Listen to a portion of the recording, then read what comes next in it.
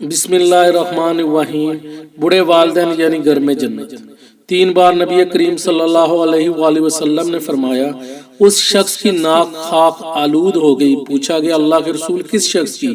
آپ صلی اللہ علیہ وآلہ وسلم نے فرمایا جس کے ہوتے ہوئے اس کے ماں باپ دونوں یا کوئی ایک بوڑھا ہو گیا مگر وہ ان کی خدمت کر کے جنت میں داخل نہ ہوا۔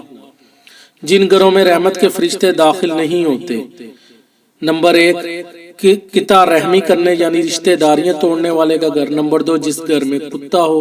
نمبر 3 جس گھر میں جاندار کی تصاویر اور مورتیاں آویزاں ہوں۔ نمبر 4 جس گھر میں موسیقی اور ناچ گانے کا سامان ہو۔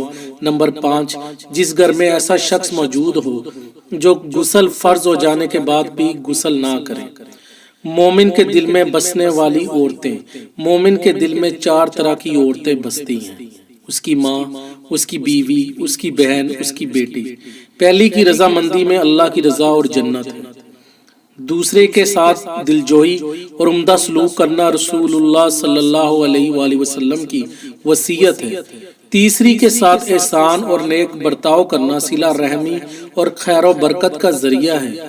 چوتھی کی اچھی پرورش اور تربیت جنت میں رسول اللہ صلی اللہ علیہ وآلہ وسلم کی رفاقت کا سبب ہے۔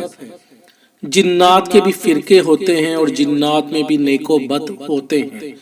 اللہ تعالیٰ نے قرآن مجید میں فرمایا جنات کہنے لگے اور یہ کہ ہم میں سے کچھ لوگ نیک ہیں اور کچھ کم در ہیں، ہم مختلف فرقوں میں بٹے ہوئے ہیں۔